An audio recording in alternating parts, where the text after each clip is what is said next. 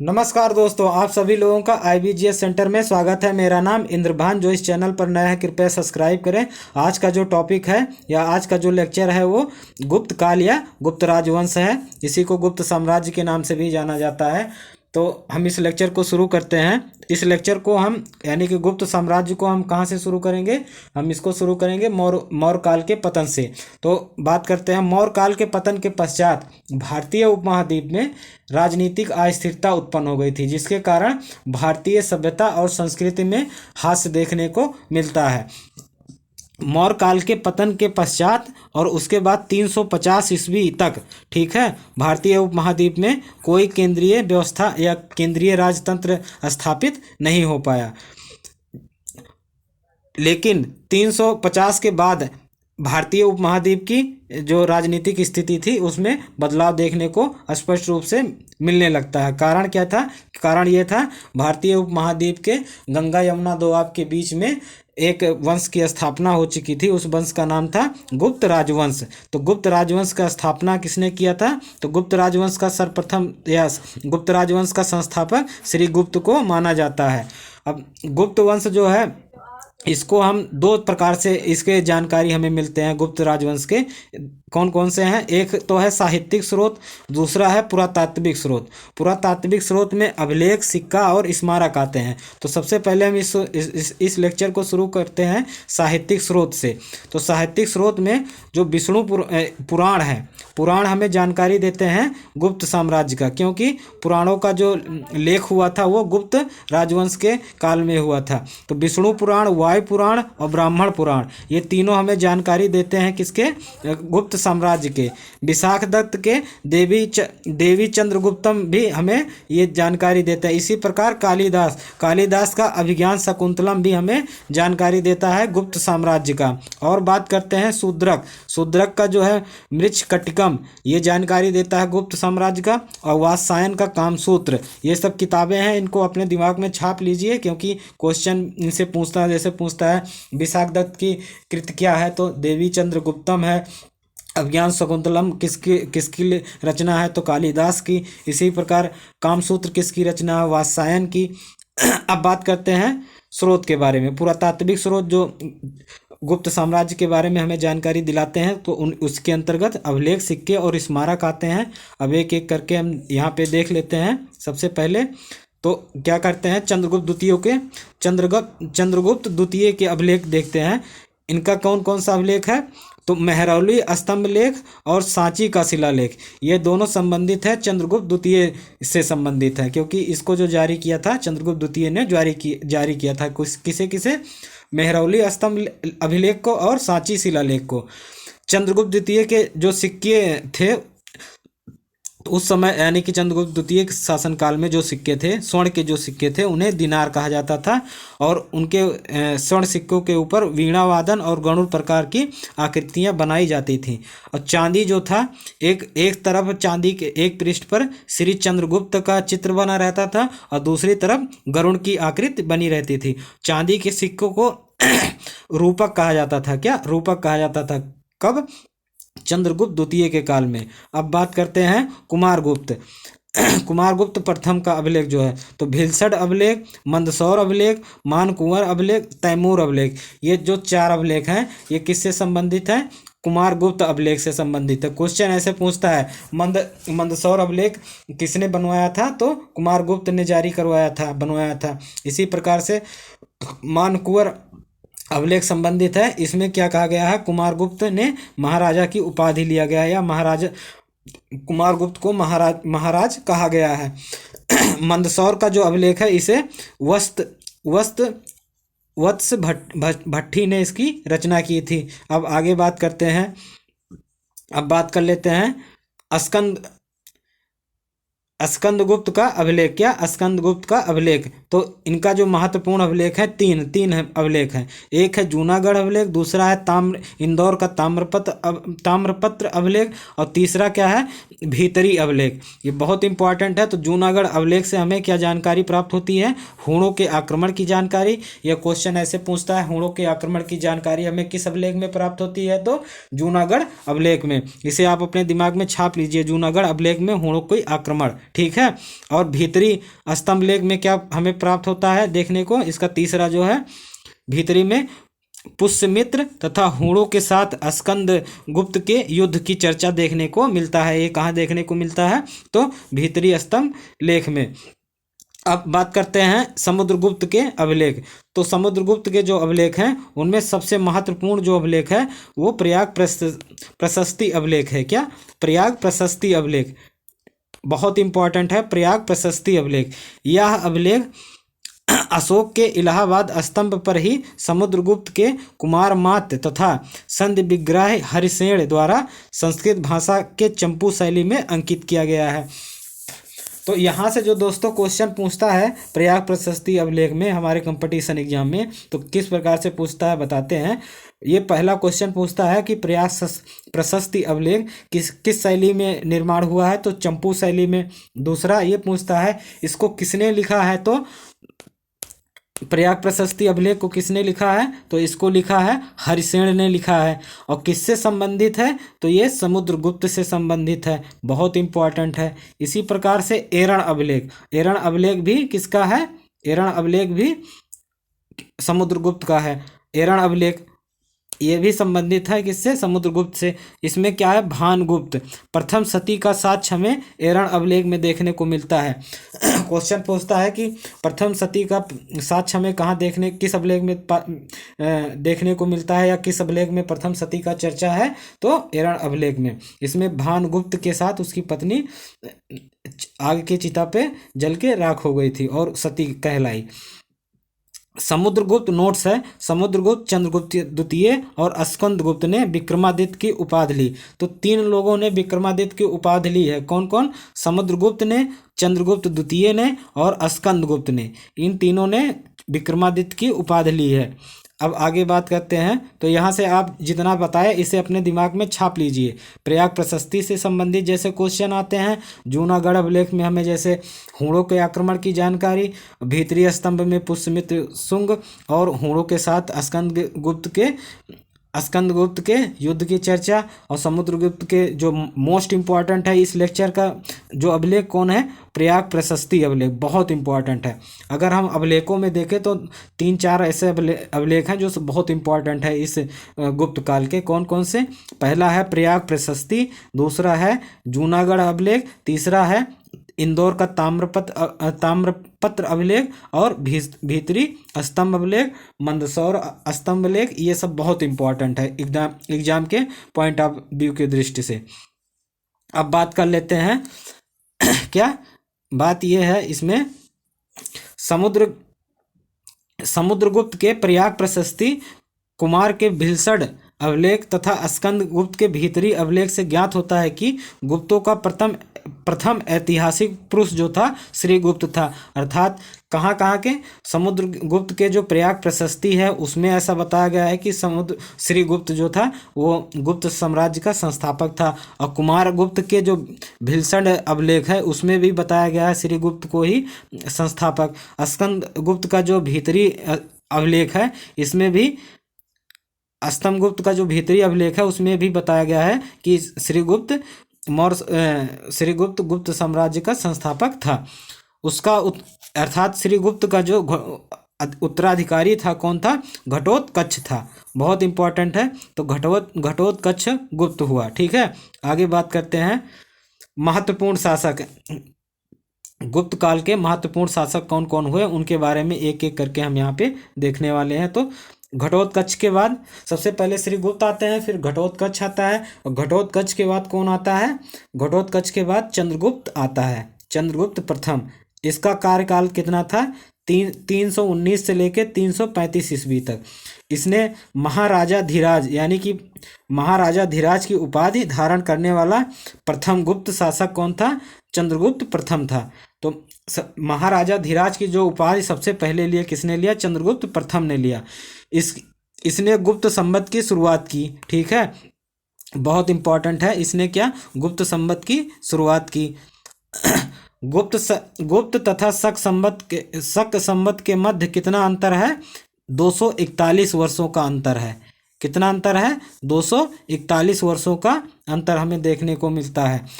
अभी इस पे एक क्वेश्चन भी पूछता है, उसके बारे में भी हम पीछे बताए हैं, ये इस वीडियो के लास्ट में वो बताएंगे, बहुत इंपॉर्टेंट है एग्जाम के दृष्टि से। हर दूसरे तीसरे साल ये क्वेश्चन पूछा जाता है, और 1-1.5 साल हो गया ऐसा क्वेश्चन अभी नहीं आया है, तो आगे पूछे जाने की संभावना बनी रहेगी। तो गुप्त और शक संवत के मध्य कितना अंतर है? 241 वर्ष, इसे भी दिमाग में छाप लीजिए। चंद्रगुप्त प्रथम ने अपनी राजनीतिक स्थिति मजबूत करने के लिए लिच्छवी कुल की राजकुमारी कुमार देवी, बहुत इंपॉर्टेंट है, ये पूछता है कि चंद्रगुप्त की पत्नी का क्या नाम था, तो कुमार देवी, और ये कहाँ से संबंधित थी, तो लिच्छवी कुल से विवाह करता है अपने राज्य की स्थिति को मजबूत करने के लिए और राज्य का विस्तार भी करने के लिए। उसने सोने के सिक्के पर कुमार देवी का नाम व आकृति भी खुदवाई है। किसने?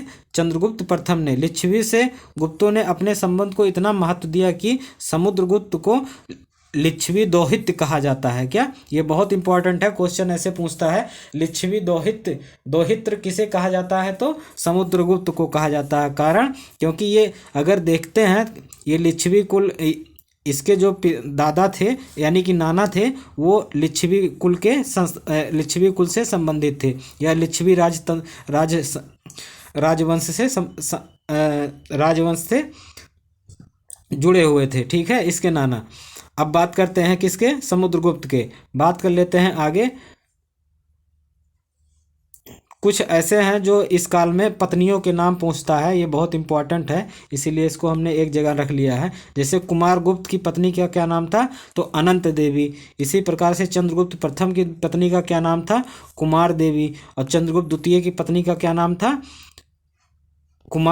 कुबेर नामा या कुबेर नाग। ठीक है, ये नाग वंश से संबंधित थी। चंद्रगुप्त द्वितीय की जो पत्नी थी, नाग वंश से, अर्थात जैसे इनके चंद्रगुप्त प्रथम ने जैसे वैवाहिक संबंध स्थापित करके राजनीतिक स्थिरता प्रदान करना चाहा, उसी प्रकार से चंद्रगुप्त द्वितीय ने भी वैवाहिक संबंध स्थापित किया। किससे? नागवंश से। तो इनके तीनों पत्नियों का आप एक मतलब सभी के पत्नियों का नाम आप याद कर लीजिए। ये क्वेश्चन बहुत बार पूछा गया है और आगे भी पूछा जाता रहेगा। तो कौन कौन सा? कुमारगुप्त प्रथम किसकी पत्नी? कुमारगुप्त प्रथम की पत्नी का नाम क्या था, तो अनंत देवी था। चंद्रगुप्त प्रथम की पत्नी का क्या नाम था, कुमार देवी था। चंद्रगुप्त द्वितीय की पत्नी का क्या नाम था, कुबेर नामा या कुबेर नाग था। आगे बात करते हैं समुद्रगुप्त, बहुत इंपॉर्टेंट है। यहाँ से समुद्रगुप्त राजवंश में समुद्रगुप्त और चंद्रगुप्त द्वितीय बहुत इंपॉर्टेंट है।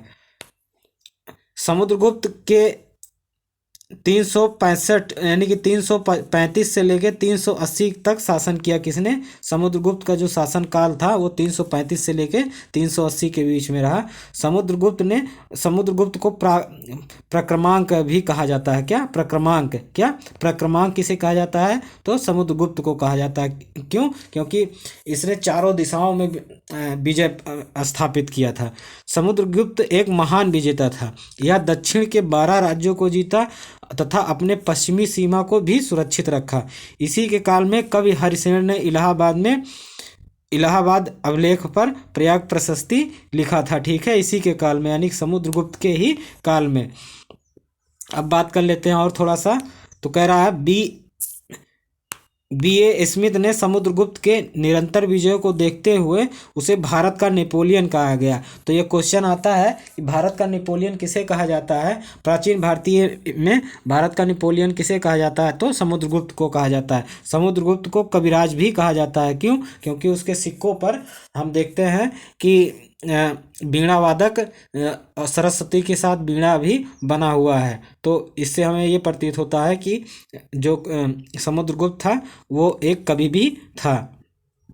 और हम बात कर लेते हैं समुद्रगुप्त और कुमारगुप्त, ये दो ऐसे व्यक्ति थे, इसे आप बस सुनिए और याद रखे रहिए। समुद्रगुप्त और कुमारगुप्त दो ऐसे व्यक्ति हैं जिन्होंने अश्वमेध यज्ञ किया है। इसका साक्ष्य हमें उनके सिक्कों से देखने को मिलता है। तो बात कर लेते हैं हरिसेन जो है, क्या? हरिसेन जो है ये क्या था? ये समुद्रगुप्त का मंत्री एवं दरबारी कवि भी था। हरिसेन द्वारा रचित प्रयाग प्रशस्ति से समुद्रगुप्त के राज्यारोहण, विजय, साम्राज्य विस्तार के संबंध में सटीक जानकारी प्राप्त होती है।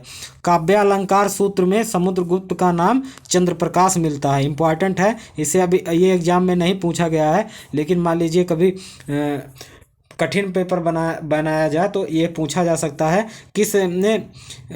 किसमें समुद्रगुप्त का नाम चंद्रप्रकाश रखा गया है। तो काव्यालंकार में या काव्यालंकार में समुद्रगुप्त का नाम क्या मिलता है, तो चंद्रप्रकाश। उसने उदार, दानशील और असहाय तथा अनाथों को अपना आश्रय दिया है। किसने? समुद्रगुप्त ने। वैदिक धर्म के अनुसार इन्हें धर्म युवा प्राचीन बंध यानी कि धर्म की प्राचीन कहा गया है। किसे? धर्म का प्राचीर किसे कहा गया है? बहुत इंपॉर्टेंट। तो समुद्रगुप्त को दो अलग अलग नामों से भी जाना जाता था। कौन कौन? एक चंद्रप्रकाश, तो इसका हमें उल्लेख मिलता है काव्यालंकार सूत्र में, और दूसरा धर्म की प्राचीर। क्या? धर्म की प्राचीर भी कहा जाता है। किसे? तो इस समुद्रगुप्त को ही कहा जाता है। अब बात करते हैं, जो समुद्रगुप्त था वो एक पराक्रमी राजा था, अर्थात ये क्षेत्र को जीतता था। तो इसने अपना योजना बनाया अपने सीमाओं को सुरक्षित रखने के लिए।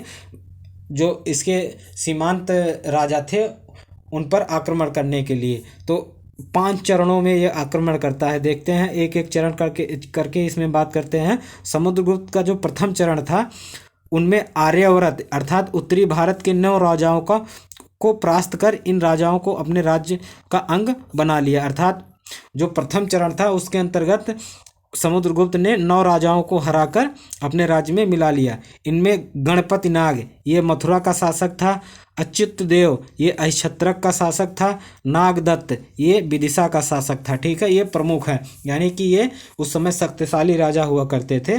किसके काल में? समुद्रगुप्त के काल में। और इन्हें कौन हराया? समुद्रगुप्त ने हराया। तो गणपति नाग को किसने हराया? समुद्रगुप्त ने। ये कहाँ का राजा था गणपति? तो मथुरा का शासक था। अच्युतदेव कौन था? ये अच्युतदेव अहिछत्रक का राजा था, इसको हराया था अपने प्रथम चरण में समुद्रगुप्त ने। इसी प्रकार से नागदत्त को भी हराया था। द्वितीय चरण में उसने 9 गणराज्यों को जीता। ठीक है, पहले चरण में भी 9 राज्यों को जीता और दूसरे चरण में भी 9 राज्यों को जीता, जिनमें योधेय, मालव और अर्जुनायन आदि प्रमुख थे। इसी चरण में उसने प्रयत्न राज्यों यानी कि सीमावर्ती राज्यों को भी जीता, जिसमें समतट, डवाक, कामरूप, नेपाल और कर्तपुर आदि भी प्रमुख थे। तो ये द्वितीय चरण का उसका था। द्वितीय चरण में इसने गणराज्यों को जीता और प्रथम चरण में इसने आर्यावर्त अर्थात उत्तरी भारत को जीता। और तीसरे चरण में बात कर लेते हैं। तो तीसरे चरण की बात कर लेते हैं। तीसरे चरण में आटविक नाम की एक वन्य जाति को समुद्रगुप्त ने परास्त किया। ये आटविक जो है या अटवी, ये इस जाति का उल्लेख हमें चंद्रगुप्त मौर्य के काल में भी यानी कि चंद्रगुप्त मौर्य के काल में भी देखने को मिलता, क्योंकि इस जाति को चंद्रगुप्त मौर्य ने अपने सैनिक में प्रवेश होने के लिए अर्थात भर्ती होने के लिए खोल दिया था रास्ता। इस जात ने, या अब आगे लिखा है, इस जात ने सम्राट अशोक के शासनकाल में भी संकट उत्पन्न किया था। अब आगे बात करते हैं चतुर्थ चरण में, चौथे चरण में इसने दक्कन के 12 राज्यों को जीता। ठीक है, जो क्रमशः इस प्रकार थे, एक एक करके दिमाग में छाप लीजिए। अगर आप टीजीटी पीजीटी के छात्र हैं तो इसे तो आप जरूर याद रखिए। अगर पीसीएस के छात्र हैं और खासकर अगर बिहार पीसीएस के छात्र हैं तो तब भी आपको ये याद रखना है। तो कौशल का जो राजा था महेंद्र, उसको परास्त किया। और महाकांतक का जो राजा था, महाकांतार का जो राजा था कौन? व्याघ्रराज, उसे भी हराया। और कोराल का जो राजा था मंटराज, इसको भी हराता है कौन? समुद्रगुप्त। पृष्ठपुर का राजा महेंद्रगिरी और कोठार का राजा स्वामीदत्त। कांची का राजा विष्णुगोप, इसमें इंपॉर्टेंट है विष्णुगोप, क्योंकि पूछा गया है एग्जाम में। समुद्रगुप्त के समुद्रगुप्त के समय कांची का राजा कौन था? तो विष्णुगुप्त। इसी प्रकार से ये यूपी पीसीएस का क्वेश्चन है, ठीक है। तो ये यूपी पीसीएस वाले भी एकदम बहुत ध्यान से इसको याद रखें, और इस पांचों चरणों को, क्योंकि देखिए कांची का राजा पूछा जा चुका है आपके पेपर में। तो उसमें पूछा है कि समुद्रगुप्त के काल में कांची का राजा कौन था? तो विष्णुगुप्त था। इसी प्रकार से और पूछा जा सकता है, जैसे कौशल का राजा समुद्रगुप्त के काल में कौन था? तो महेंद्र था। समुद्रगुप्त की अत्यंत महत्वपूर्ण विजय मानी जाती है कौन? ये कांची का जो विजय है ये सबसे महत्वपूर्ण विजय मानी जाती है। आगे बात करते हैं और कौन कौन थे। अवमुक्त का राजा नीलराज था। वेगी का राजा हस्तिवर्मा, हस्तिवर्मा को भी इसने हराया था। और पल्लक का राजा उग्रसेन, देवराष्ट्र का राजा कुबेर, और कुस्थलपुर का राजा धनंजय, और एरंड पल का राजा, एरंडपल का राजा कौन था? दमन। उन सभी को एक एक करके हराया था। अर्थात ये दक्षिणी भारत के राज्य हैं, ठीक है, उस समय व्याप्त थे। दक्कन के जो राज्य क्षेत्र में स्वतंत्र रूप से शासन कर रहे थे यही थे। तो इनको हराया किसने? समुद्रगुप्त ने। इनको आप अपने दिमाग में ठूस लीजिए या छाप लीजिए। पांचवें चरण में क्या करता है? पांचवें चरण में विदेशी शक्तियों जैसे देवपुत्र शाहानुशाही, अर्थात भारत की पश्चिमी सीमा पर रहने वाले कुषाण वंशज जो थे उनको, शक और मरुदंड, सिंहल द्वीप अर्थात श्रीलंका, और सर्ब द्वीपवासिन के राजाओं को भी जीता। ये पांचवें चरण का है, ठीक है। तो पांचवें चरण में किसने? समुद्रगुप्त ने जीता किसे? सिंहल यानी कि श्रीलंका को। तो ये भी क्वेश्चन इंपॉर्टेंट है, सिंहल द्वीप को किसने जीता था? तो समुद्रगुप्त ने। जिससे हमें ये पता चलता है इस काल में समुद्रगुप्त ने नौका पे बहुत ज़्यादा ध्यान दिया था, जिसके कारण सिंहल द्वीप को उसने जीता था। इन विदेशी शासकों के साथ 3 विधियां अपनाई गई, ठीक है। ये विधियां बहुत इंपॉर्टेंट है, इसे अपने दिमाग में छाप लीजिए। ये भी पूछा गया है कि क्वेश्चन ये पूछा गया कि समुद्रगुप्त के द्वारा जो विधियां अपनाई गई थी निम्न में से नहीं है, ठीक है। यानी कि यही 3 ऑप्शन दिए गए थे, एक ऑप्शन और था जो उसमें नहीं था। तो बात कर लेते हैं आत्मनिवेदन। तो गुप्त सम्राट के सामने स्वयं हाजिर होना, अर्थात जो समुद्रगुप्त के दरबार में स्वयं हाजिर हो जाता था युद्ध करने से पहले, तो उसे आत्मनिवेदन के तहत उसके राज्य को लौटा दिया जाता था। तो पहला जो नीति थी या विधि थी आत्मनिवेदन की तरह, ठीक है। दूसरा जो विधि था तो वो था कन्नोपायन, क्या? कत्रोपायन या कन्नोपायन, अर्थात अपनी पुत्रियों का गुप्त राजघराने में विवाह करना। तो कन्नो या कत्रोपायन, कन्याओं का विवाह कर दिया जाता था इसके साथ गुप्त सम्राट में। तीसरा गुरुत्वमंदक, क्या? गुरुत्वमंदक में क्या है? ये अपने विषय या भुक्त किसे कहते थे? जिला को। विषय को भी जिला, आधुनिक जिला के रूप में जानते हैं, के लिए गरुण अंकित मुहर छपे शासनादेश प्राप्त करना। अर्थात गरुत्वमंदक के अंतर्गत क्या करते थे? वो अपने विषय या भुक्त के लिए क्या? गरुण अंकित मुहर से छपे शासनादेश दिखाते थे। अर्थात जो राजा होते थे वो अपने सिक्कों पर गरुत्वमंदक छपवा, अर्थात गरुण का चित्र छपवाते थे। तो इन 3 विधियां अपनाता था कौन? समुद्रगुप्त अपनाता था। और बात कर लेते हैं थोड़ा सा साहित्य एवं संगीत में समुद्रगुप्त की अभिरुचि थी। हर्षेण द्वारा उसे कविराज, संगीत का प्रेमी की उपाधि भी विभूषित किया गया। हर्षेण ने किसमें? प्रयाग के प्रशस्ति अभिलेख में इसे कविराज का भी दर्जा दिया गया है। एक मुहर में उसे बीड़ा बजाते हुए भी दिखाया गया है। किसे? समुद्रगुप्त को।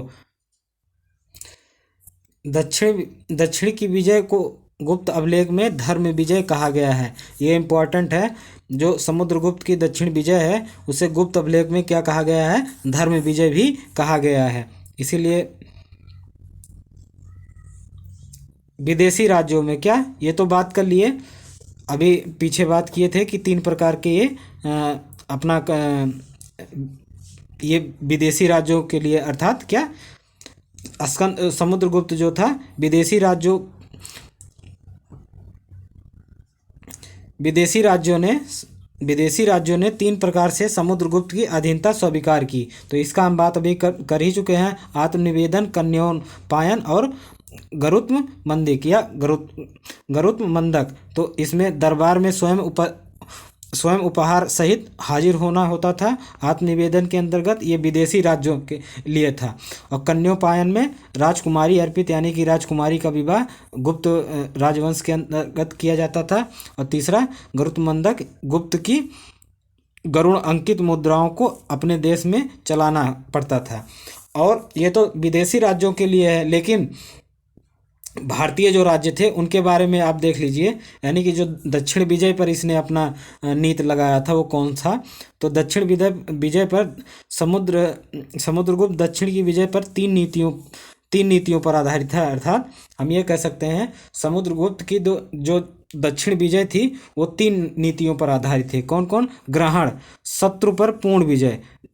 जब वो ग्रहण का नीति अपनाता था तो शत्रु को पूर्ण रूप से विजित कर लेता था। दूसरा मोक्ष, जीत कर शत्रु को मुक्त करना, यानी कि जीत कर शत्रुओं को मुक्त कर देता था और कहता था कि हमारे राज्य क्षेत्र में कभी तुम घुसना भी मत, और हमारा कभी कार्य पड़े तो हमारा साथ भी देना। अनुग्रह, विजयोपरांत राज्य को लौटाना, ये अनुग्रह के अंतर्गत आता है। सेकंड, अब बात करते हैं चंद्रगुप्त द्वितीय। बहुत इंपॉर्टेंट है क्या? चंद्रगुप्त द्वितीय के बारे में। इसका कार्यकाल 380 से लेकर 412 ईस्वी तक था। तो चंद्रगुप्त द्वितीय का दूसरा नाम क्या था? देव। इसे देव के नाम से भी जाना जाता था। सांची अभिलेख में उसे देवगुप्त, देवराज या तथा देवश्री, क्या देवगुप्त, देवराज, देवश्री भी कहा गया है। इसीलिए इसका नाम एक देव भी है। तो इम्पॉर्टेंट है, इसे अपने दिमाग में छाप लीजिए। चंद्रगुप्त द्वितीय जो है उसे अभिलेख में देवगुप्त, देवराज या देवश्री भी कहा गया। इसके अतिरिक्त इसने उपाधियां ली हैं। कौन कौन सी? विक्रमांक, विक्रमादित्य, परम भागवत की भी उपाधि ये लेता है। तो परम भागवत की उपाधि कौन लेता है? सर्वप्रथम चंद्रगुप्त द्वितीय लेता है। चंद्रगुप्त द्वितीय ने मालवा से शकों को उखाड़ फेंकने के लिए चंद्रगुप्त द्वितीय ने मालवा से शकों को उखाड़ फेंकने के लिए वाकाटक तथा नागवंशीय से वैवाहिक संबंध स्थापित किया। कौन? चंद्रगुप्त द्वितीय। ठीक है, अर्थात ये भी अपने साम्राज्य का विस्तार वैवाहिक संबंधों के आधार पर कर रहा था। कौन? चंद्रगुप्त द्वितीय।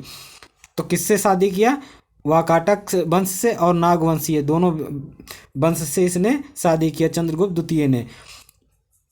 शकों को उखाड़ फेंकने के कारण चंद्रगुप्त द्वितीय को शक विजेता कहा जाता है। यह क्वेश्चन पूछता है शक विजेता किसे कहा जाता है, इंपॉर्टेंट है बहुत। तो शक विजेता चंद्रगुप्त द्वितीय को कहा जाता है। श्रृंगार प्रकाश से ज्ञात होता है कि चंद्रगुप्त ने कालिदास को अपना राजदूत बनाकर कुंतल नरेश काकुत्स वर्मा के दरबार में भेजा था। किसके दरबार में? काकुत्स वर्मा। कौन गया था? कालिदास गया था। ठीक है। शक शासक रुद्र सिंह तृतीय को हराया था। चंद्रगुप्त द्वितीय ने रुद्र सिंह तृतीय को हराया था। चंद्रगुप्त द्वितीय के काल में ही चीनी यात्री फाहियान भारत भ्रमण करने आया था। तो ये इंपॉर्टेंट है। एक विदेशी यात्री आया था किसके काल में? चंद्रगुप्त द्वितीय। नाम क्या था? फाहियान। और दूसरा अपना राजदूत कालिदास को भेजा था किसके दरबार में? तो काकुत्स वर्मा। शकों को उखाड़ फेंकने के कारण चंद्रगुप्त द्वितीय को शक विजेता भी कहा जाता है। इसकी उपाधि विक्रमांक, विक्रमादित्य, परम भागवत है। और इसको देवगुप्त, देवराज या देवश्री के नाम से भी जाना जाता है चंद्रगुप्त द्वितीय को। बात करते हैं आगे। चंद्रगुप्त द्वितीय के दरबार में नवरत्न रहते थे, यानी कि 9 विद्वान रहते थे जिन्हें नवरत्न कहा जाता था। तो एक एक करके हम नवरत्नों को देख लेते हैं। तो चंद्रगुप्त के दरबार में नवरत्न नाम से 9 विद्वान का समूह रहता था। एक एक करके हम देखते हैं। इसमें क्या बात करेंगे? वो व्यक्ति यानी कि जो विद्वान है वो किस क्षेत्र से यानी कि संबंधित है और उसका महत्वपूर्ण कार्य यानी कि कृत क्या है। तो अमर सिंह जो है इसने लिखा है शब्दकोश। महत्वपूर्ण क्या है? अमरकोश की रचना। ठीक है। धन्वंतरी ये क्षेत्र है, मतलब कि क्षेत्र से संबंधित है। तो अमर सिंह जो है ये शब्दकोश से संबंधित है, इसकी महत्वपूर्ण कृत अमरकोश है। धन्वंतरी, धन्वंतरी का जो क्षेत्र है चिकित्सा है, इसका महत्वपूर्ण क्षेत्र आयुर्वेद है। बहुत इंपॉर्टेंट है, पूछता है ये सब क्वेश्चन कि धन्वंतरी किससे संबंधित था, तो चिकित्सा से। इसी प्रकार से अगर एनालिसिस क्वेश्चन देता है तो धन्वंतरी, जीवक और चरक इन सभी को दे देगा और पूछेगा कि ये इनमें से कौन सा चिकित्सक नहीं है। तो पीछे और इसमें ये सब जोड़ के आपको चलना है। एनालिसिस क्वेश्चन देखिए एग्जाम में पूछने के 6 से 7 टाइप है। बच्चे क्या करते हैं, वही सन रटते रहते हैं। सन, इस सन में ये हुआ, उस सन में वो हुआ, लेकिन सन बहुत ज़्यादा नहीं याद करना है, सन बहुत कम याद करना है। चीज़ों को क्रम वाइज से याद करना है बस। आप अगर सन को नहीं याद कर पा रहे हैं, अगर एक क्रम से याद कर रहे हैं, जैसे हम आपको समझा रहे हैं थोड़ा सा, जैसे मौर्य काल, मौर्य के काल के बाद क्या आता है, शुंग काल, शुंग के काल के बाद क्या आता है, कुषाण काल, फिर पल्लव काल, फिर उसके बाद सातवाहन, वाकाटक, और उसके बाद फिर गुप्त साम्राज्य। तो इस प्रकार से अगर आप याद किए रहेंगे तब भी आपका क्वेश्चन, अगर सन नहीं याद है तब भी हो जाएगा, ठीक है। और उसके साथ में हर काल में जो विशेषताएं हैं उनको आप याद करते रहिए। इससे जो एनालिसिस वाले क्वेश्चन आते हैं वो आपके क्वेश्चन हो जाएंगे। तो आपको हम बता रहे हैं यहाँ पे कि 6 से 7 टाइप से क्वेश्चन पूछा जाता है। एक तो हर पेपर में एक क्वेश्चन या 2 क्वेश्चन सन से रहता है। दूसरा सामाजिक से क्षेत्र से क्वेश्चन रहता है। तीसरा क्वेश्चन रहेगा उसके व्यापारिक और वाणिज्यिक क्षेत्र से। चौथा कर यानी कि व्यवसाय कर से संबंधित क्वेश्चन रहेगा। पांचवा उसके राजस्व से संबंधित रहेगा। छठवा उसके स्थापत्य से क्वेश्चन आता है। यही 6-7 प्रकार से क्वेश्चन बार बार एग्जाम में हमें देखने को मिलता है। तो हम बात किए ना, धन्वंतरी, धन्वंतरी किस क्षेत्र से संबंधित था, चिकित्सक था। इसकी महत्वपूर्ण कार्य क्या थे, आयुर्वेद की रचना। हरिसेन ये कविता था, यानी कि कवि था। इलाहाबाद प्रशस्ति जो है इसी ने लिखा है। कालिदास ये नाटक एवं कविता लिखते थे कालिदास। अभिज्ञान शकुंतलम जो है इन्हीं की कृति है। अब काहपनक ज्योतिष से क्या थे, ज्योतिष से थे। तो ज्योतिषा शास्त्र जो है किसकी कृति है, वो कनपनाह की है। इसी तरीके से शंकु जो थे, शंकु ये स्थापत्य से संबंधित थे, स्थापत्य कला से। ये शिल्प शास्त्र की रचना करते हैं। बारामिहिर बहुत इंपॉर्टेंट है, ये भी ज्योतिष से, ये बृहत संहिता लिखते हैं, ठीक है। बारामिहिर की कृत क्या है, बृहत संहिता। और वररुचि क्या लिखते हैं, व्याकरण। ये व्याकरण इनका रचना है। तो ये बहुत इंपॉर्टेंट है, इसे अपने दिमाग में छाप लीजिए। और हम थोड़ा सा समय दे रहे हैं स्क्रीनशॉट लेने के लिए, आप नवरत्न इनके स्क्रीनशॉट ले लीजिए। क्वेश्चन ऐसे पूछता है किस क्षेत्र से संबंधित है, ठीक है। बहुत बार जैसे बारामिहिर पूछा है किस क्षेत्र से संबंधित थे, तो ज्योतिष शास्त्र से संबंधित थे। इसी प्रकार से धन्वंतरी को भी पूछा गया है, जो क्षेत्र से क्वेश्चन आए हैं। और इनके महत्वपूर्ण रचना से भी क्वेश्चन आए हैं, जैसे बृहत संहिता के रचयिता कौन है, तो बारामिहिर है। और अभिज्ञान शकुंतलम के रचयिता कौन है, तो कालिदास हैं। इलाहाबाद प्रशस्ति के रचयिता कौन है, हरिसेन है।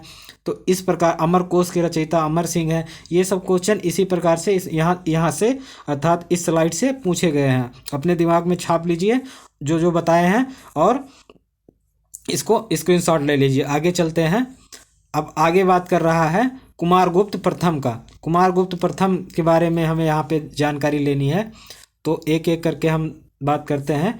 412 ईस्वी से लेके 445 ईस्वी के बीच किसका कार्यकाल रहा, तो कुमारगुप्त प्रथम का।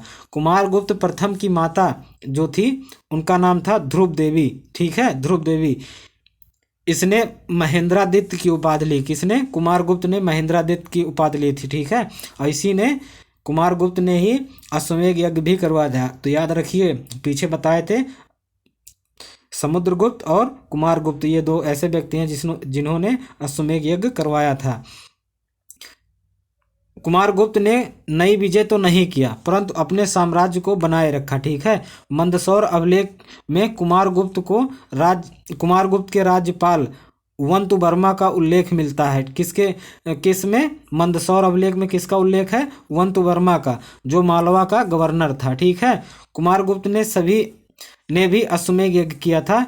इसके प्रांतीय शासक चिरादत्त, वंधु वर्मा, पृथ्वीसेन थे। ठीक है। ये 3 इंपॉर्टेंट है, इसके प्रांतीय शासक थे। अर्थात मौर्य साम्राज्य का जो प्रांत था उस समय उसके प्रांत के जो शासक थे, जैसे चिरादत्त, वंधुवर्मा और पृथ्वीसेन। ठीक है। स्कंदगुप्त के भीतरी स्तंभ लेख से ज्ञात होता है कि कुमारगुप्त के समय पुष्यभूतियों का आक्रमण हुआ। क्या? पुष्यभूतियों का आक्रमण कब हुआ? तो किसके समय में हुआ? कुमारगुप्त के समय में। ऐसा कहाँ प्राप्त होता है? भीतरी स्तंभ लेख स्कंदगुप्त का है। और वह जब वापस आया तो पिता को मृत्यु पाया। ठीक है। कौन कौन मृत्यु पाता है? पहले तो ये आक्रमण करते हैं, और ऐसा और लिखा गया है किसमें? भीतरी स्तंभ लेख में ये लिखा गया है आक्रमण करते थे, लेकिन एक बार क्या हुआ कि जो स्कंदगुप्त है वो बाहर गया था, बाहर से जब वापस आया तो उसके पिता की मृत्यु हो गई थी और उसे क्या? राजा घोषित कर दिया। कुमारगुप्त ने ही नालंदा महाविहार की स्थापना की। बहुत बार ये क्वेश्चन PCS RO में भी, यूपी बिहार सभी जगह पूछा जा चुका है कि कुमारगुप्त या नालंदा महाविहार की स्थापना किसने किया था? तो कुमारगुप्त ने। यहाँ पे हमने लिख दिया है, इसीलिए समुद्रगुप्त और कुमारगुप्त दोनों ने अश्वमेध यज्ञ किया था। आगे बात करते हैं किसका? स्कंदगुप्त का। स्कंदगुप्त के बारे में बात यहाँ पे, तो स्कंदगुप्त कहता है हूणों का प्रथम आक्रमण स्कंदगुप्त के समय हुआ। उत्तरी पश्चिमी भारत में हूणों के नेता खुसनेवाज को स्कंदगुप्त ने परास्त किया। ठीक है। हूणों का नेता कौन? खुसनेवाज। इसको किसने परास्त किया? स्कंदगुप्त ने। तो क्वेश्चन यहाँ से यह पूछता है कि किसके कार्यकाल में, किसके समय में हूणों का आक्रमण शुरू हो गया था? तो स्कंदगुप्त। ये बहुत मोस्ट इंपॉर्टेंट है स्कंदगुप्त से संबंधित क्वेश्चनों में से। अगर यहाँ से इस टॉपिक से क्वेश्चन उठाएगा तो महत्वपूर्ण, ये मान के चलिए 70% यही आशा रहता है कि यही क्वेश्चन पूछेगा कि किसके कार्यकाल में हूणों को आक्रमण शुरू होता है? तो स्कंदगुप्त के। जूनागढ़ अभिलेख में हूणों को मलेच्छ कहा गया है। क्या क्वेश्चन पूछेगा? मलेच्छ किसे कहा गया है? तो हूणों को कहा गया है। किस अभिलेख में? जूनागढ़ अभिलेख में। सुदर्शन झील के संदर्भ में निम्नांकित नाम प्रसिद्ध हैं। अब बात कर लेते हैं, उसमें स्कंदगुप्त भी है प्रसिद्ध, इसीलिए यहाँ पे हमने एक जगह सबको लिख लिया है। क्या क्या है देख लीजिए। चंद्रगुप्त मौर्य जो है उसका एक गवर्नर था पुष्यगुप्त वैश्य। इसने सर्वप्रथम चंद्रगुप्त मौर्य के कहने पर सुदर्शन झील का निर्माण करवाया था। ठीक है। अशोक के समय में भी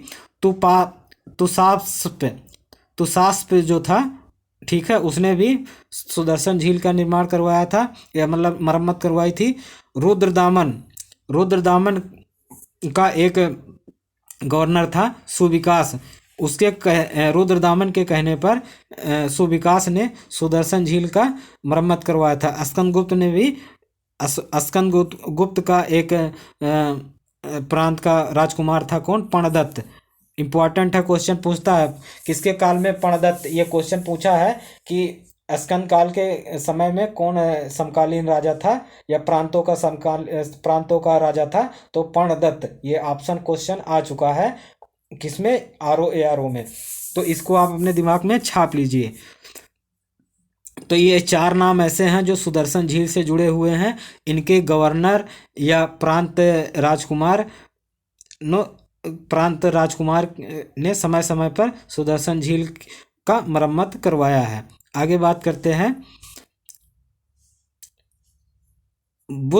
बुद्धगुप्त के बाद कौन? बुद्धगुप्त के बाद नरसिंहगुप्त वालादित्य इसका उत्तराधिकारी बना। ठीक है। अर्थात स्कंदगुप्त के बाद बुद्धगुप्त होता है, फिर बुद्धगुप्त के बाद नरसिंहगुप्त वालादित्य इसका यानी कि गुप्त साम्राज्य का अधिकारी होता है।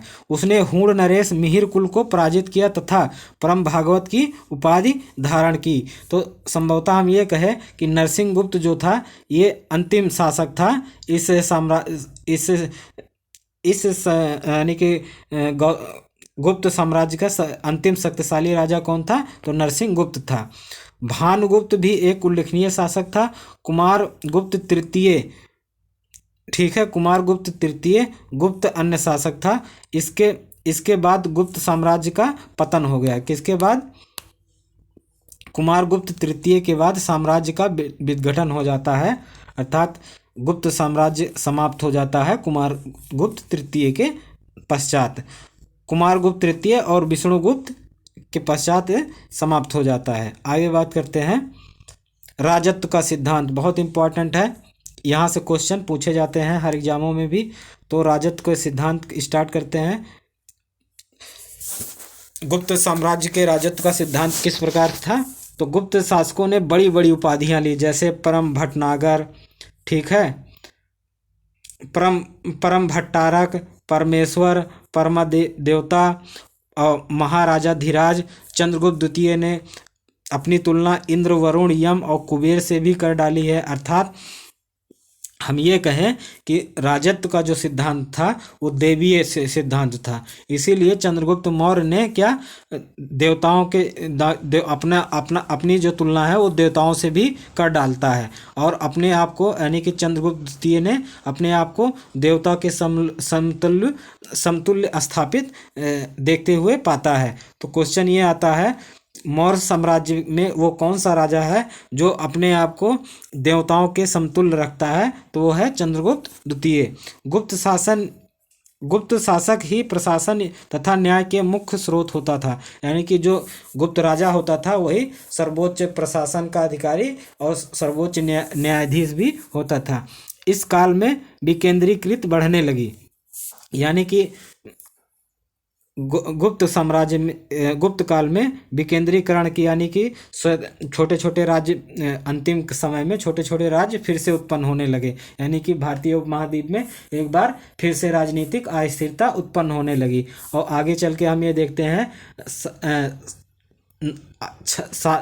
सातवीं सदी से लेके 11वीं सदी तक किसका त्रिपक्षीय युद्ध देखने को मिलता है। प्रतिहार, राष्ट्रकूल और पाल वंश आगे चल के भारतीय उपमहाद्वीप में शासन करते हैं। तो यहाँ पे हम गुप्त साम्राज्य के बारे में चर्चा कर रहे हैं। कामदक कौन? कामंदक के नीति सार में मंत्रियों तथा अमात्यों के बीच अंतर स्पष्ट किया गया है। इंपॉर्टेंट है, इसको याद रख लीजिए कि कामंदक के नीति सार में, कामंदक एक पुस्तक है, इसके नीति सार में मंत्रियों और अमात्यों के बीच अंतर स्पष्ट किया गया है। कात्यायन स्मृति में अमात्य पद पर नियुक्त में ब्राह्मणों की वरीयता दी जाती थी, ठीक है। कात्यायन स्मृति में ऐसा लिखा गया है कि अमात्य जो पद है उस पर जो नियुक्तियां होती थी उस पर अधिकतर ब्राह्मणों को ही नियुक्त किया जाता था। इस काल में निम्नांकित महत्वपूर्ण अधिकारी की सूचना गुप्तकालीन अभिलेखों में मिलती है, ठीक है। बहुत सारे ऐसे अधिकारी हैं जो गुप्तकालीन अभिलेख जो मिले हैं उसमें उनकी चर्चा हुई है। जैसे कुमारामात्य, ये वर्तमान सर्वोच्च प्रशासनिक पदाधिकारी होता था। संधि विग्रह, ये विदेश मंत्रालय को देखता था या विदेश मंत्रालय का अध्यक्ष होता था। प्रतिहार, ये अंतापुर का रक्षक, यानी कि दुर्ग का रक्षक प्रतिहार होता था। महाप्रतिहार राजमहल का रक्षा करता था। दंडपाशिक, पुलिस विभाग का प्रधान अधिकारी कौन होता था? दंडपाशिक कहलाता था। तो इन सभी का जो उल्लेख हुआ है वो गुप्त अभिलेख में बहुत सारे जगह पे देखने को मिलते हैं, जैसे कुमारामात्य, संधि विग्रह, प्रतिहार, महाप्रतिहार, दंडपाशिक, इन सभी का उल्लेख अभिलेख में हमें देखने को मिलते रहते हैं। बात करते हैं प्रांतीय शासन। तो प्रांतीय शासन किस प्रकार से था? घटते हुए क्रम में। सबसे बड़ा क्या था? भुक्ति। भुक्त को क्या कहा जाता था? प्रांत। भुक्त को क्या कहा जाता था? प्रांत। पीछे हमने गलत थोड़ा बता दिया था दोस्तों, उसे आप सुधार कर लीजिए। वहाँ पे हमने बताया कि भुक्त को जिला कहा जाता था, तो गलत है वो। तो भुक्त को प्रांत कहा जाता था। क्या? सबसे बड़ा जो प्रांतीय शासन था वो भुक्त कहलाता था। उसके बाद विषय आता था, उसके बाद पैठ, और सबसे नीचे यानी कि सबसे छोटा जो शासन था वो ग्राम था। तो इस प्रकार हम ये कह सकते हैं गुप्त काल में सबसे छोटी प्रशासनिक इकाई क्या थी? ग्राम प्रशासन था। न्याय प्रशासन, सम्राट ही अंतिम न्यायाधीश होता था, जिसके साथ एक मुख्य न्यायाधीश तथा अनेक अन्य न्यायाधीश रहते थे। व्यापारियों तथा व्यवसायियों के लिए अलग अलग न्यायालय होते थे। बहुत इंपॉर्टेंट है ये अलग अलग न्यायालय होना, इसी काल में देखने को मिलता है। व्यापारी को क्या कहा जाता था इस काल में, गुप्त काल में? तो पूग कहा जाता था। ये पूग जो शब्द है व्यापारी सब व्यापारियों के लिए यूज होता था, और व्यवसायिक के लिए कुल शब्द का प्रयोग होता था। क्या? कुल शब्द का प्रयोग व्यवसायियों के लिए होता था किस काल में? गुप्त साम्राज्य में। दंड विधान कम कठोर था। राजद्रोही का दाहिना हाथ काट लिया जाता था। आगे बात करते हैं गुप्तकालीन मंदिर, बहुत इंपॉर्टेंट है।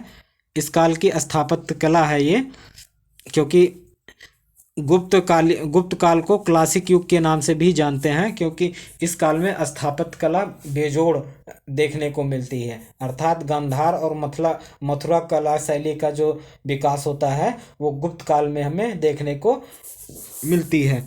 तो ये मंदिर बहुत पूछे जाते हैं।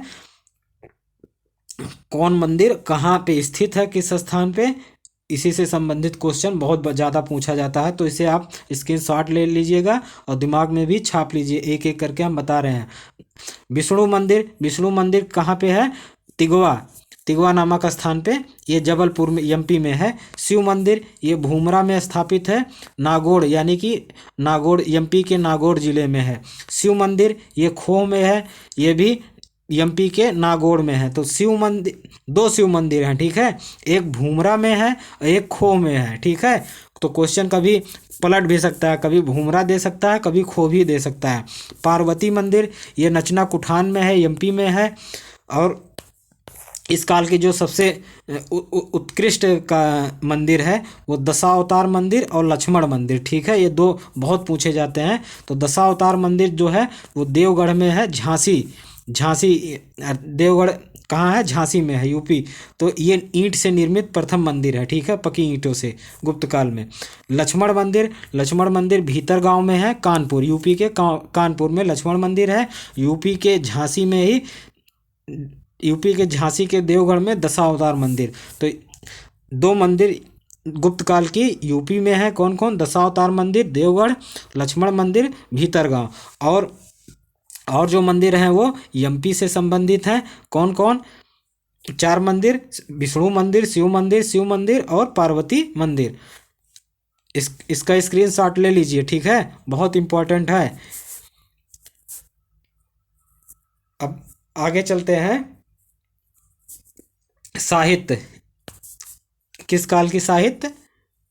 तो गुप्त काल की साहित्य। गुप्त काल की जो साहित्य है इसमें मनुस्मृति, याज्ञवल्क्य स्मृति, नारद स्मृति और कात्यायन की स्मृति इसी काल में विकसित होती है। किस काल में? गुप्त काल में।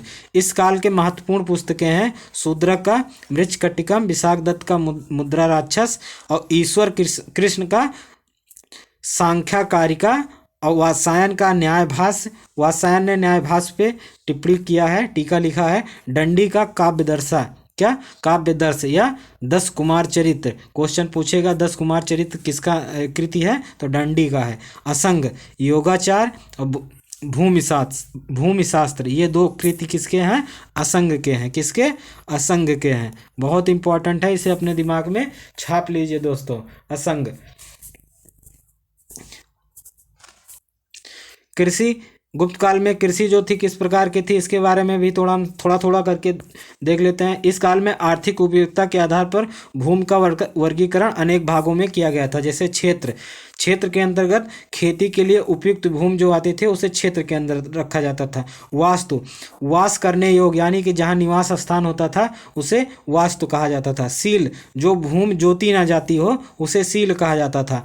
अपराहत, बिना जोती गई जंगली भूमि को अपराहत के श्रेणी में रखा जाता था, और जो भूमि कभी जोती नहीं जाती थी उसे सील के अंतर्गत रखा जाता था। इस प्रकार से कृषि भूमि का बंटवारा हमें देखने को मिलता है।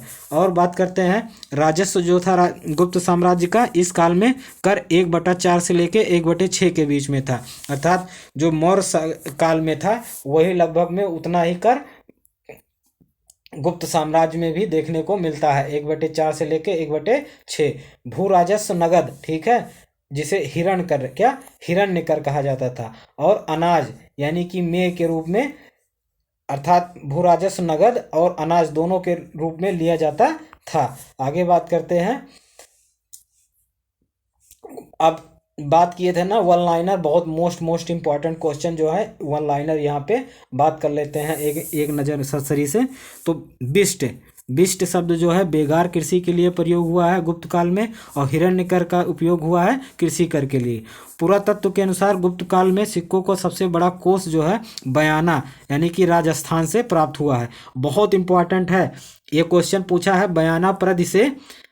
क्वेश्चन ये है कि बयाना प्रदि से, बयाना प्रधि या बयाना के आगे प्रधि लिख दिया है, क्या प्राप्त हुआ है? तो सिक्के प्राप्त हुए हैं। किसके काल के? चंद्रगुप्त प्रथम से स्कंदगुप्त तक के सिक्के जो हैं प्राप्त हुए हैं हमें बयाना, राजस्थान के बयाना से। स्वर्ण मुद्रा को दिनार शब्द से, दिनार शब्द यानी कि दिनार कहा जाता था। दिनार जो शब्द है, स्वर्ण मुद्रा का जो दिनार शब्द है वो लैटिन भाषा से लिया गया है। गुप्त काल में प्रांतपति उपरिक महाराज के नाम से जाना जाता था। जो गुप्त काल में प्रांतपति होते थे उनको क्या कहा जाता था? उपरिक महाराज। क्या? उपरिक। उपरिक महाराज किसे कहा जाता था? प्रांतपति को। आगे बात करते हैं। समुद्रगुप्त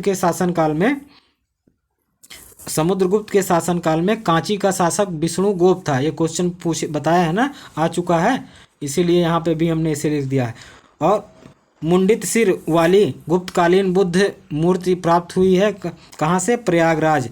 मानकुवर नामक स्थान है प्रयागराज में, वहाँ से हमें मुंडित सिर वाली यानी कि सिर उसमें नहीं है और गुप्तकालीन बुद्ध की मूर्ति है, यानी कि गुप्त काल में बुद्ध की मूर्ति बनाई गई है जो बिना सिर की है। कहाँ से प्राप्त हुई है? मानकुवर, प्रयागराज के मानकुवर नामक स्थान से। चंद्रगुप्त द्वितीय के समय पाशुपत यानी कि शिव संप्रदाय के प्रबल केंद्र कौन था? मथुरा। ये क्वेश्चन पूछा जा चुका है कि मथुरा में कौन से संप्रदाय स्थापित थे गुप्त काल में? तो पाशुपति। नालंदा विश्वविद्यालय का निर्माण कुमारगुप्त प्रथम ने करवाया था। इसी तरीके से अब बात कर लेते हैं, ये बहुत इंपॉर्टेंट है। गुप्त संवत 61 का मथुरा स्तंभ लेख चंद्रगुप्त द्वितीय था, यानी कि गुप्त संवत 61 जो है इसका जो निर्माण करवाया था, गुप्त संवत 61 का मथुरा स्तंभ लेख जो है इसको हम इस प्रकार से समझते हैं। चंद्रगुप्त द्वितीय का मथुरा स्तंभ लेख है वो गुप्त संवत 61 से संबंधित है। कुमारगुप्त के काल में कुमारगुप्त के काल में लाट से दशरथ दसपुर आने वाली श्रेणी क्या थी? रेशमी कपड़ा था। कहाँ से? लाट से दसपुर तक, जो जैसे मान लीजिए इधर लाटपुर है और इधर दसपुर है, तो इनके बीच में कारखाने उपस्थित थे उन्हें, और वो कारखाने किस प्रकार के थे? रेशमी कपड़े के कारखाने थे। सोने के सिक्के का वजन सबसे अधिक स्कंदगुप्त के काल में देखने को मिलता है। तो ये क्वेश्चन पूछा जा चुका है, किसके काल में सोने के सिक्के का वजन सबसे अधिक था? तो स्कंदगुप्त के काल में। आगे बात करते हैं। नल शब्द का अर्थ है भूमि माप से है। क्या? नल शब्द का उपयोग भूमि माप से किया जाता था। कौशेय शब्द का प्रयोग रेशम के लिए किया जाता था। और पूना ताम्रपत्र लेख में चंद्रगुप्त द्वितीय की पुत्री प्रभावती का उल्लेख देखने को मिलता है। तो क्वेश्चन ये पूछता है कि प्रभावती गुप्त जो है ये इसकी शादी नागवंश में की गई थी। किसका? चंद्रगुप्त द्वितीय ने अपने बेटी की शादी नागवंश में किया था। उस पुत्री का क्या नाम था? प्रभावती। तो पूना के ताम्रपत्र अभिलेख में इसका नाम उल्लिखित है। न्यूटन के सिद्धांत से बहुत पहले ब्रह्मगुप्त ने न्यूटन के सिद्धांत से बहुत पहले ही इस सिद्धांत की घोषणा कर डाली थी। किसकी? गुरुत्वाकर्षण सिद्धांत की बात कर देखिए। न्यूटन के सिद्धांत से बहुत पहले ब्रह्मगुप्त ने गुरुत्वाकर्षण के सिद्धांत की घोषणा की थी। अब बात कर लेते हैं, यही समझना है यहाँ पे ये क्वेश्चन। विक्रम संवत की शुरुआत 319 ईस्वी था, ठीक है, जो विक्रम संवत शुरू किया जाता है। ऐसा कौन कहता है? अलबरूनी के अनुसार शक संवत 78 में यानी कि कनिष्क के शासन काल में शुरू हुआ, और बल्लवी संवत जो है 241 ईस्वी में शुरू किया गया। तो अगर हम शक संवत और बल्लवी संवत को जोड़ते हैं तो कितना आता है? तो जोड़ने पर 319 होता है। क्या? 319 प्राप्त होता है। कितना होता है प्राप्त? हमें 319 प्राप्त होता है। और राष्ट्रीय जो भारत का राष्ट्रीय कैलेंडर या राष्ट्रीय पंचांग जो है वो किससे है? वो किससे संबंधित है? शक संवत से। ठीक है। अब ये क्वेश्चन आता है, क्वेश्चन यही पूछता है, इसीलिए इसको हमने लिखा है। तो अलबरूनी ऐसा बताया है कि 319 अगर हम दोनों को जोड़े तो 319 आता है। तो विक्रम संवत की जो शुरुआत होती है 319 ईसा पूर्व या 320 में इसकी शुरुआत की गई थी। तो 319 अगर हम जोड़ते हैं किसको किसको? शक संवत और बल्लवी संवत को जोड़ते हैं तो 319 ही प्राप्त होता है। और बात करते हैं, एक क्वेश्चन इस प्रकार से आया था कि कुमारगुप्त के एक लेख में तिथि वर्ष 154 है। ठीक है। तो इसका समान वर्ष होगा, अर्थात वो शक संवत से जोड़ रहा है। क्या? शक संवत से वो जोड़ रहा है। ठीक है। तो कैसे? तो हम पहले ही जान चुके हैं, शक संवत और विक्रम संवत को जोड़ते हैं तो कितना आता है? 319। शक संवत और बल्लवी संवत को जोड़ते हैं तो 319 आता है। और 319 के बाद यानी कि और 319 में से ही 319 ईस्वी से ही क्या कौन सा गुप्त संवत शुरू होता है? तो क्वेश्चन ये है कि कुमारगुप्त का एक अभिलेख है, उसमें तिथि वर्ष जो है 154 जोड़ी गई है। तो अगर हम उसका समान वर्ष यानी कि सही तिथि जाने तो क्या होगा? तो सही तिथि के लिए 319 उसमें हम जोड़ देंगे। ठीक है। 319 में कितना जोड़ 154 में 319 जब जोड़ देंगे तो 447 ईस्वी प्राप्त होता है। ठीक है। 447 ईस्वी में वो अभिलेख लिखा गया था। क्या? जो तिथि प्राप्त है वो 447 ईस्वी का अभिलेख है। ठीक है। तो इस प्रकार से इस क्वेश्चन को आप सॉल्व करिएगा। अगर कोई भी क्वेश्चन आए, मान लीजिए उसको गुप्त संवत में दिया गया है तो उसको विक्रम संवत यानी कि गुप्त संवत या विक्रम संवत में दिया गया है तो उसको चेंज करने के लिए, समान वर्ष लाने के लिए उसमें 319 हम जोड़ देंगे, तब जाके उसका सही तिथि हमें प्राप्त होगा। आगे बात करते हैं। आगे लिखा गया है धन्वंतरी का, इसके बारे में भी बता चुके हैं। धन्वंतरी जो है आयुर्वेद से संबंधित था। ये चंद्रगुप्त द्वितीय के दरबार में रहता था। शालिहोत्र ऋषि ने अश्वशास्त्र नामक ग्रंथ को लिखा था। किसने? शालिहोत्र ऋषि ने। बहुत इंपॉर्टेंट है, इसे अपने दिमाग में छाप लीजिए। नागार्जुन ने पारे की खोज की थी। बहुत इंपॉर्टेंट है, क्वेश्चन पूछता है नागार्जुन ये किसके काल से संबंधित है? तो नागार्जुन जो है ये गुप्त काल से संबंधित है। तो नागार्जुन ने ही पारे की खोज की थी। दिमाग में इसे छाप लीजिए। अब बात करते हैं आगे। उत्तर भारत के गुप्त काल में अरघट यानी घंटी यंत्र एक था। तो अरहट नामक यंत्र से सिंचाई की जाती थी। तो अरहट जो था ये कृत्रिम सिंचाई था। ठीक है। ह्वेंगसांग के अनुसार मथुरा सूती वस्त्र उत्पादन का सबसे बड़ा केंद्र था। तो मथुरा 2 प्रकार का केंद्र था। ठीक है। एक तो सबसे बड़ा सूती वस्त्र का उत्पादन केंद्र था। पीछे हमने पढ़ा पाशपतियों का जो सबसे बड़ा केंद्र था वो मथुरा ही था। स्कंदगुप्त ने दीनार मॉडल को त्याग दिया और करसार्पण मॉडल को अपना लिया। किसने? स्कंदगुप्त ने। इंपॉर्टेंट है, करसार्पण किसके काल की मुद्रा है? तो स्कंदगुप्त। ठीक है। इसे दिमाग में छाप लीजिए। और दिनार किसके काल की मुद्रा है? तो चंद्रगुप्त प्रथम के काल की है। चंद्रगुप्त द्वितीय ने चांदी के सिक्के को जारी किया। ठीक है। तो अब हम यहाँ सिक्के से संबंधित क्वेश्चन, यहाँ कॉन्सेप्ट समझ लेते हैं। कॉन्सेप्ट ये है कि चंद्रगुप्त प्रथम जो है वो चांदी का सोने का सिक्का चलाता है जिसे दिनार कहा जाता है। और चंद्रगुप्त द्वितीय जो है वो चांदी का सिक्का जारी करता है जिसे रूपक कहा जाता है। ठीक है। स्कंदगुप्त ने दिनार मॉडल को त्याग कर सोने का यानी कि करसार्पण सोना का ही सिक्का होता था, तो सोने का सिक्का करसार्पण के रूप में जारी करता है। इसी के साथ दोस्तों ये लेक्चर समाप्त होता है। जय हिंद।